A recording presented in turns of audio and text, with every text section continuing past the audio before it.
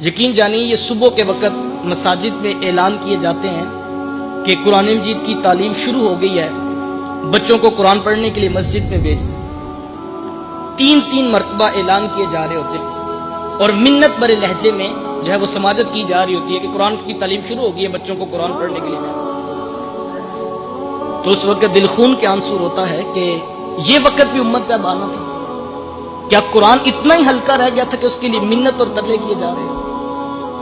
یار کبھی کسی پرائیویٹ سکول والوں نے بھی آ کر یوں اعلان کیا رات کو کہ صبح بچوں کو سکول ٹائم سے بھیجیے گا؟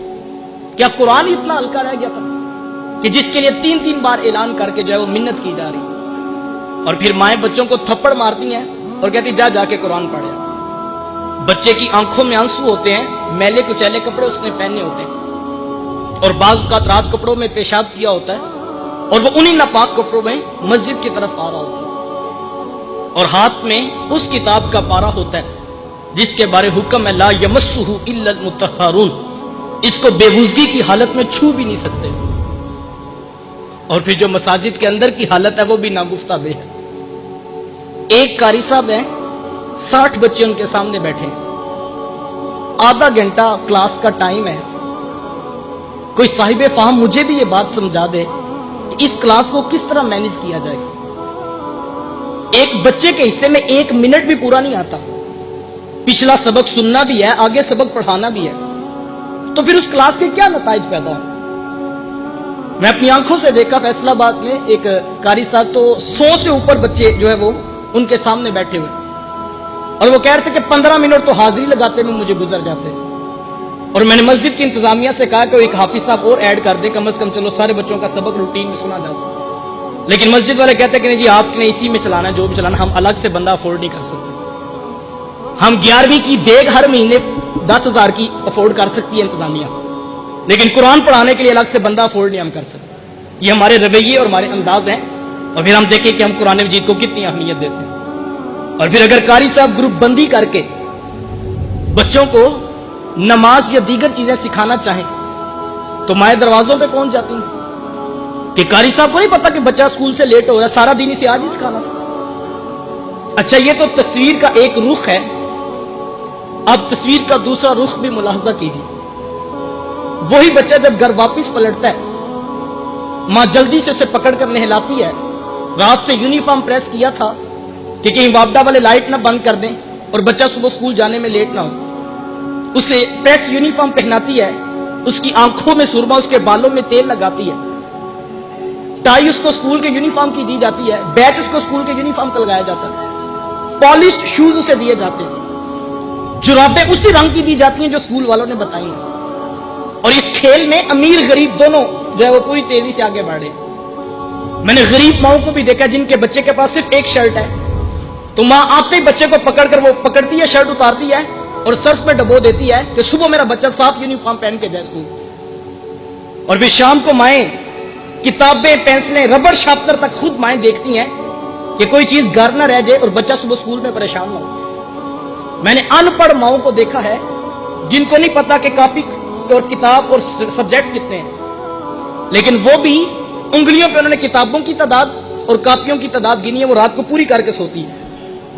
ربڑ شارپنر خود اس کے بیگ میں رکھتی ہے، صبح اٹھ کے لنچ باکس اس کے بیگ میں رکھا جاتا ہے، واٹر کین اس کی بغل پہ لٹکائی جاتی ہے، باپ اٹھ کے اس کا ماتھا محبت سے چومتا ہے، 10 روپے خرچی اس کی جیب میں ڈالتا ہے، اس کو اٹھا کر بائک پر بٹھا کر محبت بھرے لہجے میں باتیں کرتا ہوا اسکول چھوڑ کر بھی آتا ہے، اسکول سے لے کر بھی آتا ہے۔ میں یہ نہیں کہتا بچوں کو اسکول نہ بھیجو، لیکن ایک سوال میں آپ کے ضمیر پہ چھوڑنا چاہوں گا کہ کبھی تنہائی میں بیٹھ کر یہ سوچنا کہ آپ کی اس پوری ایکٹیویٹی سے بچے نے کیا اخذ کیا؟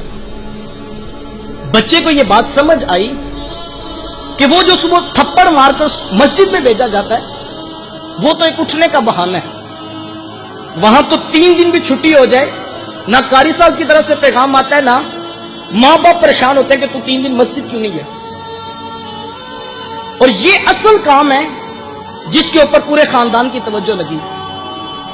باپ خرچی بھی دیتا ہے، ماتھا بھی چومتا ہے، ماں پیار کرتی ہے، اسکول جاتے وقت جو ہے وہ خوبصورت لباس دیتی ہے، صاف ستھرے جو ہے وہ کپڑے دیتی ہے، عید والے دن بھی چچا تایا بھی ملاقات کریں تو پہلا سوال پوچھتے ہیں تیری کلاس میں پوزیشن کون سی آئی ہے؟ تو اس کو سمجھ آئی کہ اصل کام یہ ہے جس پر پورے خاندان کی توجہ لگی. تو پھر کل کو ماں باپ آ کر جو ہے وہ گلہ کرتے ہیں کہ جی بچہ ہماری بات نہیں مانتا ہے، یہ باپ کے آگے بدتمیزانہ لہجے میں بات کرتا ہے، ماں کا یہ گستاخ ہے. باپ کی آنکھوں میں آنسو ہوتے ہیں اور وہ کہتا ہے کہ میں جو ہے وہ 16 گھنٹے محنت کر کے اس کی فیسیں بھری ہیں اور آج یہ دوستوں کو تو ترجیح دیتا ہے لیکن اس کی نگاہوں میں باپ کی کوئی عزت نہیں ہے. تو میں کہتا ہوں جناب آپ کیوں خفا ہو رہے ہیں؟ آپ نے جس چیز کی فی پے کی ہے وہ رزلٹ کارڈ کو آپ اٹھا کے دیکھ لیں. آپ کیوں پریشان ہے کہ آپ کی محنت ضائع ہوئی؟ آپ کی محنت تو نہیں ضائع ہوئی.